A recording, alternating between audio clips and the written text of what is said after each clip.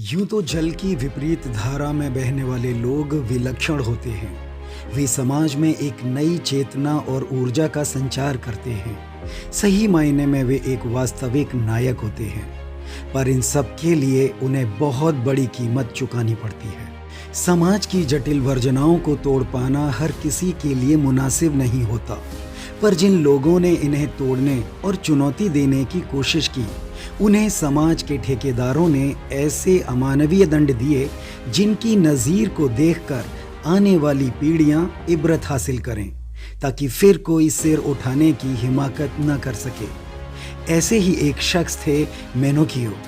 शुरुआती दौर में वे अपने माता पिता जुआन और मेनेगा के साथ इटली के मोंटेरीले शहर में रहते थे।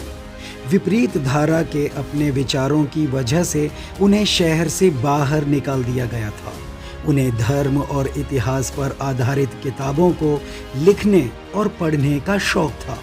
उनके धार्मिक और सामाजिक विचार उस समय के कैथोलिक रूढ़िवाद से काफ़ी हद तक अलग थे। उन पर पहली बार विधर्म के आरोप में 1583 ईस्वी में इंक्विजिशन न्यायाधिकरण की तरफ से मुकदमा चलाया गया। इस पर 1584 ईस्वी में मेनोकियो ने अपने वक्तव्य और बयान वापस ले लिए। बावजूद इसके उन्होंने कॉन्कॉर्डिया में 20 महीने और जेल में बिताए। 1586 ईस्वी में वे जेल से रिहा हुए और घर पर भी उन्हें नज़रबंद कर दिया गया। उन्हें सज़ा के तौर पर अपने गले में जलते हुए क्रॉस का प्रतीक चिन्ह पहनना पड़ता था।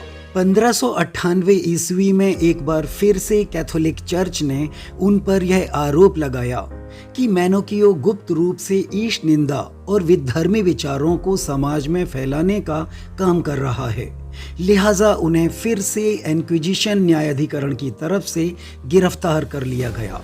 1599 ईस्वी में धार्मिक न्यायाधिकरण ने मेनोकियो को विधर्मी घोषित कर दिया और ईश निंदा के आरोप में उन्हें जिंदा ही जलाकर मार डाला गया।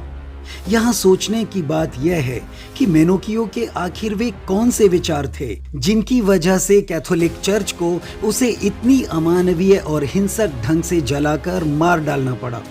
मेनोकियो वास्तव में एक समाज सुधारक थे। उनका मानना था कि अपने पड़ोसियों को कष्ट और नुकसान पहुंचाकर चर्च के घंटे बजाना सबसे बड़ा पाप है। घंटे बजाने से आपका पाप कम नहीं होगा, जबकि ईश निंदा करने से ईश निंदा करने वाले के अलावा किसी और को कोई नुकसान नहीं होता। ईश निंदा भक्त और भगवान के बीच की निजी बात है। उसमें दंड को निश्चित करने वाले और दंड देने वाले दलाल दोनों के बीच में कहां से आ गए। मेनोकियो का कहना था कि जीसस एक आम इंसान थे, ना तो वे भगवान थे और ना ही देवपुत्र। वे मनुष्य से पैदा हुए थे और उन्हें पैदा करने वाली मदर मैरी कुंवारी नहीं थी और ना ही पोप के पास ईश्वर की ओर से दी गई कोई विशेष शक्ति है। वहीं ईसा मसीह मानवता के लिए सूली पर नहीं टांगे गए थे, बल्कि उन्हें भी विधर्मी और ईश निंदक मानते हुए तत्कालीन सरकार ने जिंदा ही सलीब पर ठुकवा दिया था, क्योंकि सरकार को लगने लगा था कि यीशु एक दिन सरकार और वहां के तत्कालीन सामाजिक ढांचे के लिए खतरा बन सकते हैं। मेनोकियो का मानना था कि अंतिम संस्कार के दौरान मृतक के पास भीड़ लगाकर सामूहिक प्रार्थना करना बेकार है। यह भीड़ उस समय कहाँ थी जब मृतक को उनकी मदद की बेहद जरूरत थी।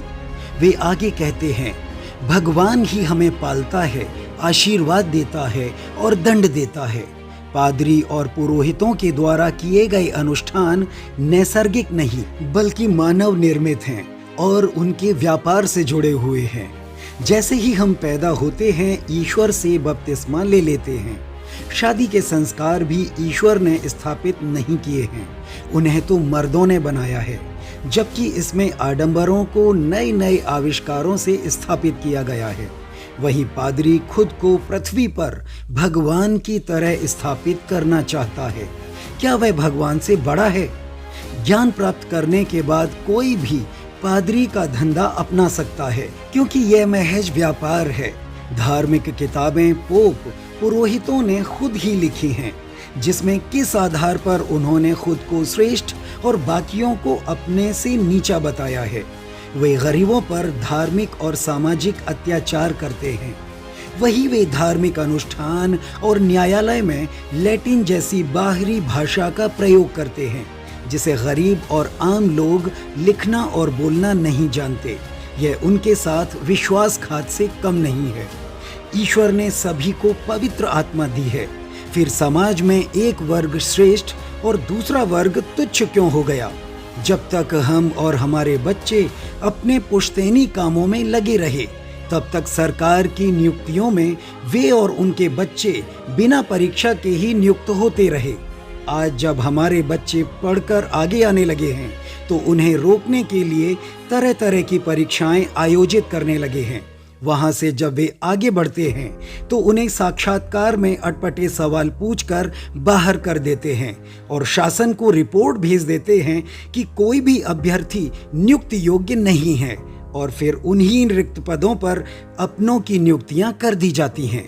क्या किसानों और शिल्पकारों के बच्चों को पढ़ने और सरकारी रोजगार प्राप्त करने का अधिकार नहीं है? ऐसा बिल्कुल नहीं है कि मोनेकियो एक ऐसी ज्वलंत विचारधारा वाले विश्व के इकलौते शख्स थे। हमारे देश भारत में भी कमोबेश यही सामाजिक और धार्मिक हालात रहे हैं, जिनसे जूझने के लिए समय समय पर महापुरुषों ने जन्म लिए हैं। अपनी और समाज की मार्मिक दास्तां को लिखने वाले इन महापुरुषों में राजा राम मोहन रॉय, ईश्वर चंद्र विद्यासागर, ज्योतिबा फुले, सावित्रीबाई फुले, रश सुंदरी देवी, कैलाश वासिनी देवी, ताराबाई शिंदे, पंडिता रमाबाई, बेगम रुकैया सखावत हुसैन, डॉक्टर BR अम्बेडकर, पेरियार और काशी बाबा के नाम पूरे सम्मान के साथ लिए जाते हैं, जिन्होंने मौजूदा समाज की परंपराओं से विपरीत शोषित, उपेक्षित किसान, महिलाओं, श्रमिक और शिल्पकार वर्गों के हितों की बात समाज के सामने रखी। इन वर्गों का वर्तमान जीवन इन्हीं महापुरुषों का ऋणी है। ऐसी ही रोचक जानकारियों के लिए आप हमसे जुड़े रहें और हमारे चैनल को सब्सक्राइब कर लें। तो आज की वीडियो में सिर्फ इतना ही। मिलते हैं फिर किसी नए टॉपिक के साथ।